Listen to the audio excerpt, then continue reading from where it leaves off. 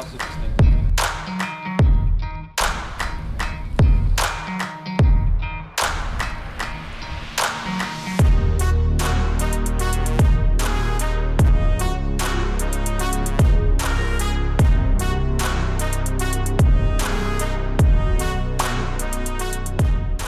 Hey guys, welcome back to Just Another Car Show. Please like and subscribe. Thank you so much for being here today. You guys already saw that we got this brand new 240. It's gonna be a flip car for us. So today, Sam and I are gonna go through and kind of give the car like our very own Just Another Car Show inspection and kind of see what we need to fix for the car and what's gonna make this car the best flip car it can be. All right guys, so we just got the notepad out. We got the 240SX diagnosis ready. I think we're gonna do exterior, interior, then engine. So starting out with the exterior, we're gonna go front to back. And honestly, you can kind of follow this template if you need to diagnose a car you just got. So the first thing I know about the front here is that the headlights don't go up and down. So that could be a fuse. Sam, what else do you think that might be? Motor bracket. Maybe the motors. Okay. Yeah, but if it's both of them, it's probably a fuse. Okay. I would like to repaint these vents if it's not that hard. What do you think, Shay? I think that some black spray paint would do wonders. Wonders. These vents used to be black, and now they are almost whitish gray. So 30 years, it'll do it to you. A quick coat of black spray paint would do those wonders. So I'm gonna write that down. Do you think? What do you think about this? See this thing here? How this is like kind of torn up a little bit. Yeah. I guess cleaning it up a little bit is all we really need to do. Yeah. Okay. Maybe I'll call this the splitter, I guess. Yep. Sand and paint front splitter. Are you gonna change the bumper color? Like Like what? fade because the bumper is significantly different color than the car. Okay, so when you look at the bumper, you just see a fade. Oh, yeah. Look at it. Just look at it. Oh yeah, from over here. It's a completely different color. Okay, so I'm just gonna write front bumper faded. All right. Okay, so then here, moving down the side of the car, this wheel well does not have the inner fender liner. You can see it's just not here. Mm-hmm. So driver fender liner. Cool. Now, we got a dent right here. This is the worst dent in the car. There's a little bit of dent here, but kind of what I'm thinking, I'd love to hear what you think, Sam, is I maybe just pay a dent guy, like for one day, to come get this one out, clean up those, because I think there's some dents on the other side. This side doesn't look nearly as bad to me. No, this side is This side looks good. We'll call it dent guy. Oh, there's a bad one in the front. Oh yeah, That's a bad one right there. Okay, so I'm just gonna write dents on both front fenders and rear driver side. Is there anything on the bumper? I don't know, let's go check that. Trunk looks good. No, I don't see any dents, do you? No, it looks good. Yeah. Car back here, you should write the your rear bumper's also pretty faded too. Add that front bumper faded and rear. But as far as like body, like this is probably the worst little scratch on the car. But I do think Sam and I will spend a afternoon doing like a gentle paint correction. So I'll just call it paint correction. Right here, this trim is just like it's coming up. So I've never laid trim before, but maybe we learn. On the bumper where that is, that might be a part of the trim you should actually replace. Yeah, I actually think we might replace the trim. I'll just write trim though, around car, because it is kind of around the whole car. I think I'll refresh the wheels a little, but that'll be basically like a wash. And Good to go. moving past from the wheels, the only other thing I think for the exterior is this trim on the doors. Like this With the weather sealing? Yeah. Even look up here, Sam. This is all crispy. Other side too. Yeah. What do you think? Weather It might not be seal for worth both the doors. money. I mean, you can kind of do the cost and I think the money and effort you're gonna put in that might be a little bit too much. Okay. But no, that's it could be worth it. That's half what this video is about, Yeah. Weather seal for doors. So now we are moving to interior, new page, interior.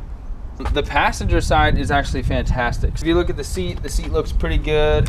The seat belt buckle actually still works. I would like new rugs. Look at these rugs. Because there's rips in them. Really? Like there's rips in this one right here. See up Oh, yeah. and the other one, the one on the driver's side, has a hole in it. So new floor mats. Some dope tan Nissan floor mats. Yep, tan. I mean, it's grandpa. Are they tan? Oh, they're just tan because it's Yeah, because they're faded. so dirty. Okay, gray. the interior is where you gain and lose the most value in a car.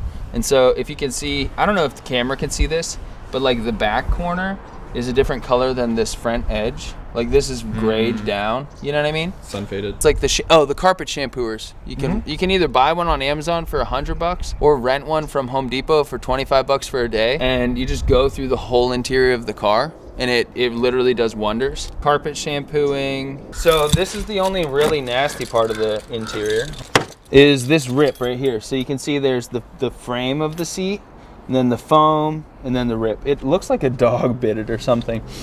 Honestly, the dude just probably drove it for so long, you know, it just wore down. Once upon a time when I originally bought the Miata, I had a situation like this where the foam was beat down and the seat also was kind of like the fabric was worn. And I paid a guy $100 for a new piece of foam and like a stitch up. I'm gonna do a little bit of calling around to see what it might cost to just fix this. But I would like to check options for that before I commit to seat covers, because that's the other option. I just know seat covers are gonna kind of like mess with my value a little. Driver's side seat hole. All right, I'm gonna get in here.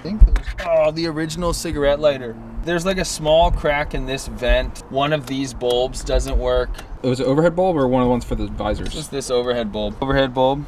And I guess I could write cracked center vent here. Yeah, see if you can find an easy a cluster really easily.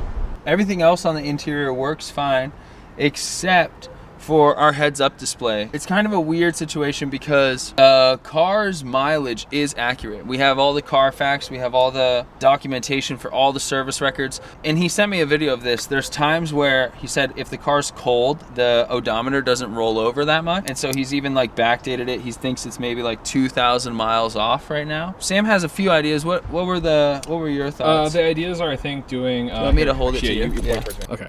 So the ideas we have for fixing this is like, so basically in a speedometer system in a car like this where it's all digital, it's one of a couple things. It's either one, it is the actual speedometer itself. So if it's a gauge like this, it's possible the gauge doesn't work. But because the gauge cluster itself isn't actually turning over sometimes, what we're thinking is because that means it's getting some signal somewhat sometimes, and sometimes it's not, which means most likely it's probably actually the sensor. So there's a sensor on your transmission. I'm not sure if it's on the transmission on this car, but we're gonna find out. It inputs the speed into it and then sends that to your speedometer. Either that or maybe a wire or something's unplugged. It literally can be unplugged or dirty. We do not want to screw anybody over. We want to give them a true to mileage car. We want to give them a fully functioning car. Have you seen how many miles this car is on it right now? 68,153 miles, which for a 240 is, I haven't seen one with less than 100. I saw one with 70,000 miles on it, but it wasn't automatic. And who wants an auto?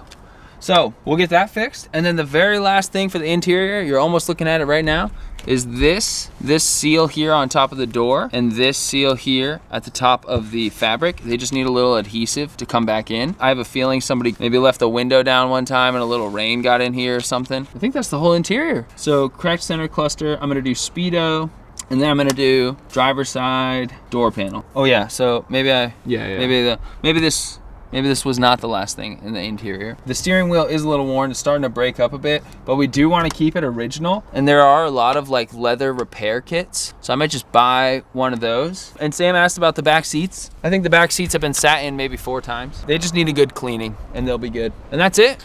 That's the whole interior. So let's start it. Oh yeah, so valid point, let's start it. And I already drove it, so I know it shifts well. I know the transmission and clutch feel good. I didn't hear any noises when I was turning. It feels mechanically very solid.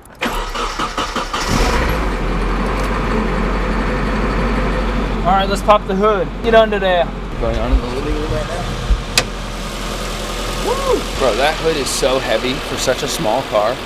Before I even bought the car, I had the guy who sold it to me go through the whole car while it was driving and while it was in the driveway. We noticed that this little mounting point for the battery is pretty rusty, so we'll clean that up. Make sure that the battery could actually be mounted. And it's not doing it right now, but when we drove it last time, I heard like a weird, not knocking, like rattling like almost. Rattle, yeah, like a rattle near the front of the engine. And Sam had mentioned that it was probably the timing chain tensioner. No, probably timing chain. Timing chain. We're gonna do engine now because we're on the engine. Looks like it could use a little coolant, washer fluid, battery mount. Oil change, obviously. Oil change, valid point. And then we're gonna write timing chain. It's actually doing it now. Yeah.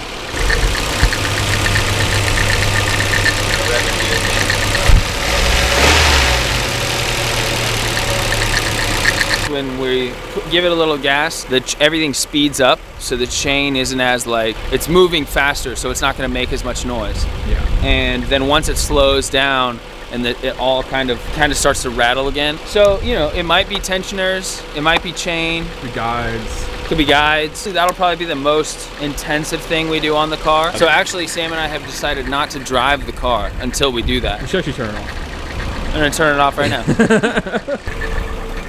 All right, so that's how you diagnose a car front to back. Obviously, if you have a little experience and knowledge and wherewithal and a buddy to help you out, it's gonna go a little bit better than it would if it was just me. And is that it? That's it. Subscribe and like, and other than that, man, I think we just get rid of it.